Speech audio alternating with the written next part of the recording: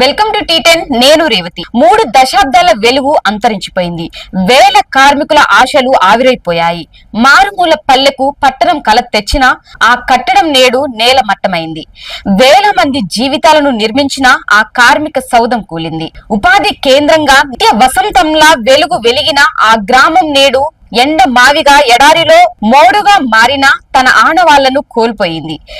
ములుగు ప్రాంతం ప్రత్యేక జిల్లాగా ఏర్పడక ముందు నుంచి రాష్ట్ర ప్రజలకు సుపరిచితమవడానికి ఈ జిల్లాలలోని అటవీ గ్రామాలకు నాడే అంతో ఇంతో రహదారులు నిర్మించడానికి ప్రత్యక్షంగానో పరోక్షంగానో ప్రధాన కారణం బిల్ట్ కర్మాగారమే.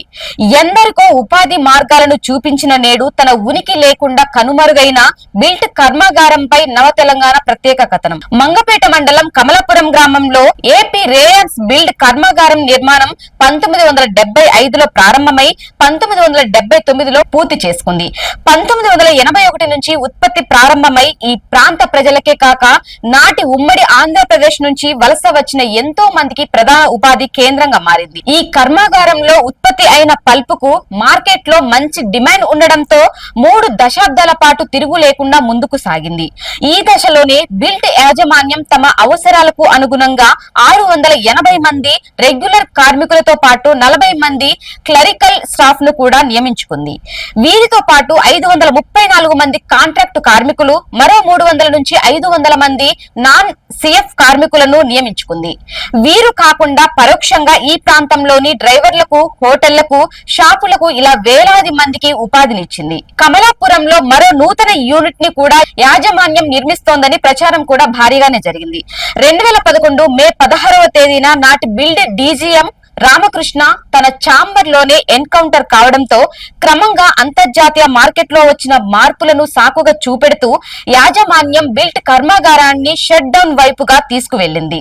2014 ఏప్రిల్ 6వ తేదీన కర్మాగారాన్ని మూసివేసింది. యాజమాన్యం పర్మనెంట్ కార్మికులకు చేయవలసిన సెటిల్మెంట్లు చేయకుండానే కర్మాగారాన్ని షట్ డౌన్ చేయడంతో కార్మికులందరూ సమ్మెకు దిగారు. ఎలాంటి ఫలితము జరగలేదు. దిక్కుతోచని కార్మికులు ఎన్సీఎల్టీ కోర్టును ఆశ్రయించగా 2015 డిసెంబర్ వరకు గ్రాట్యుటీ చెల్లించాలని తీర్పునిచ్చింది. కొంత గ్రాట్యుటీని కార్మికులకు చెల్లించిన కర్మాగారం ఆ తర్వాత వారందరినీ విస్మరించింది.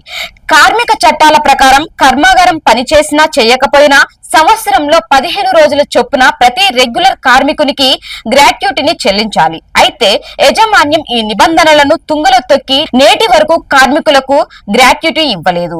యాజమాన్యం కర్మాగారంలో పనిచేసిన సుమారు 37 మంది పర్మనెంట్ కార్మికులకు పూర్తి స్థాయిలో సెటిల్మెంట్ చేసిందని, మిగతా 683 మంది పర్మనెంట్ కార్మికులకు ఎలాంటి చెల్లింపులు చేయలేదని కార్మికులు చెబుతున్నారు. పిన్ క్విస్ట్ సంస్థతో బిల్ట్ యాజమాన్యం చేసుకున్న ఒప్పందం ప్రకారం కర్మాగారాన్ని ఆ సంస్థకు అప్పచెప్పడంతో వారు గత కొంతకాలంగా బిల్ట్ లో కూల్చివేతలు ప్రారంభించారు. అనతి కాలంలోనే బిల్ట్ కు సంబంధించిన అన్ని కట్టడాలను, మిషనరీలను తొలగించడంతో అక్కడ బిల్ట్ కర్మాగారం ఆనవాళ్లు లేకుండా పోయాయి.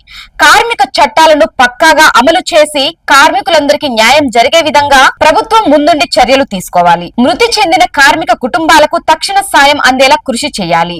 నూతన కర్మాగారం ఏర్పాటులో రాష్ట్ర ప్రభుత్వం క్రియాశీలంగా వ్యవహరించి ఈ ప్రాంతానికి పూర్వ వైభవం తీసుకువచ్చే బాధ్యతను తీసుకోవాలి. కార్మికులకు యాజమాన్యం నుంచి అందవలసిన ఫలాలు పూర్తిగా అందేలా చర్యలు తీసుకొని కార్మికులకు భరోసా కలిగించాలి. దీనిపై మీ కామెంట్ తెలియజేయండి. ఇది ఇవాల్టి న్యూస్. చూస్తూనే ఉండండి టీ10.